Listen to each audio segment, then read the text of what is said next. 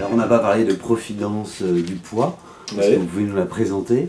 Providence du Poids, qui est une jeune fille très jolie, factrice d'Orly, et à qui il va arriver quelque chose d'assez extraordinaire. Je voulais ça et j'ai bien mis le focus sur ça, sur le fait que c'est une personne très ordinaire. Alors c'est une jeune fille qui est très pressée, qui est très nerveuse et qui est tombée en amour pour cette petite fille au Maroc, qui va tout faire pour aller la chercher, puisque maintenant elle l'a adoptée, elle est devenue officiellement sa maman. Et elle a fait la promesse d'y aller, elle est bloquée à l'aéroport, et la seule solution qu'elle imagine, c'est de voler à la place de l'avion. Voilà, alors est-ce que c'est possible de voler? Est-ce qu'il est possible de s'affranchir des lois physiques? Eh ben, il faudrait peut-être aller vers Versailles. Il y a un monastère tibétain avec des moines un peu spéciaux qui écoutent Julio Iglesias quand ils ne méditent pas et qui sont peut-être capables de vous apprendre à voler, qui sait.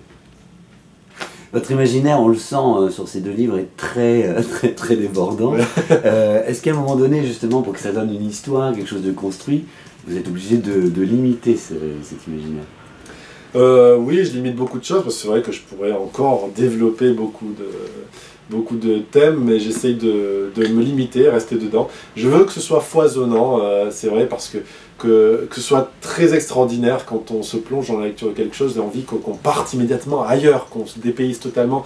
Et des fois, vu ce qu'il est en train de se passer, par exemple en ce moment, on a besoin vraiment de partir ailleurs et de voir que le monde aussi c'est quelque chose de joli, que les êtres humains c'est vraiment aussi c'est des personnes, des belles personnes, et j'essaye de montrer ça. C'est pour ça que je déborde de friandises, de couleurs. J'aime les personnages très hauts en couleurs et beaucoup jouer avec les stéréotypes parce que ça m'amuse. Vous amenez aussi le lecteur. Enfin, vous lui tenez la main, mais en même temps, on ne sait pas du tout où on va. Oui. Ça, c'est assez... Alors, c'est génial, parce que c'est ce qui donne envie de lire au fur et à mesure, mais on se dit c'est quand même assez fort de parvenir à ça, parce qu'on ne sait vraiment jamais où on va. Ben, c'est la surprise. Ouais. Je vous prends par la main et je vous dis, vous allez voir, je vous emmène dans un endroit magique.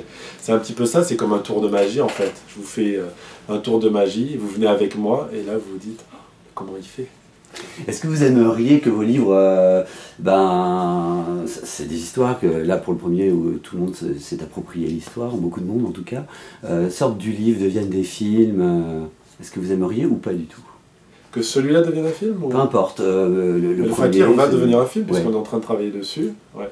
Donc vous êtes pour l'adaptation aussi? Ah bien sûr, bien sûr. Je suis pour tous les supports. Il a été en livre audio, le Fakir, la petite fille aussi en livre audio. On nous a proposé en BD, il a été vendu pour le théâtre en Allemagne.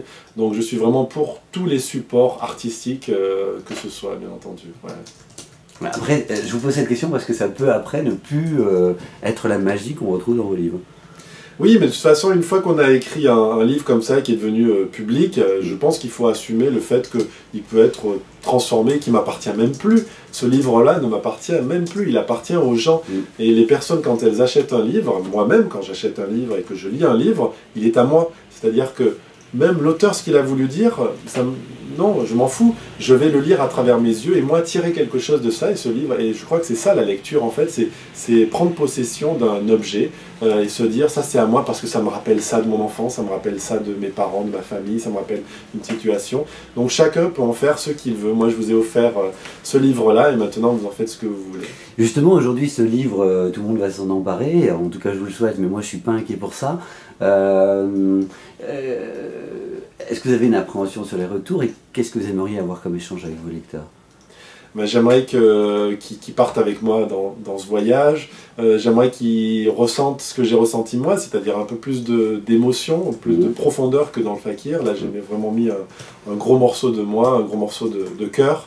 Et voilà, j'aimerais bien que cet échange-là fonctionne avec les gens. Il ne faut pas comparer avec le Fakir, il y en a qui aimeront moins, il y en a qui aimeront plus. Le Fakir, c'était le Fakir, la petite fille, c'est la petite fille. Je pense qu'il ne faut pas dire « Oh, mais c'est pas le Fakir ». Non, la petite fille, c'est pas le Fakir, et le Fakir, c'est pas la petite fille. Il faut faire d'autres choses aussi. J'ai essayé de faire du différent, tout en gardant mon style à moi, pour qu'on reconnaisse, mais avec une autre histoire, et puis avec des autres déroulements. Et puis vous avez un coup de théâtre, vous avez quelque chose, ça change au niveau de la structure. J'ai changé énormément de choses par rapport au Fakir qui lui était plus linéaire. Voilà, ouais. Là il y a plus de travail sur la structure. En tout cas moi votre livre m'a fait du bien. En plus, je l'ai lu dans un contexte que vous avez un peu évoqué tout à l'heure, qui est un peu violent en ce moment. Donc ça m'a fait encore plus de bien. Donc vous avez vraiment une raison d'être dans les librairies actuellement. C'est gentil, merci. Et j'espère que cette bombe de bonheur va exploser à la face de toutes ces personnes qui nous veulent du mal. Un grand merci Romain Puertolas pour cet entretien. Je rappelle votre actualité, La petite fille qui avait avalé un nuage grand comme la tour Eiffel, aux éditions Le Dilettante, dans toutes les librairies actuellement. Merci beaucoup. Merci à vous.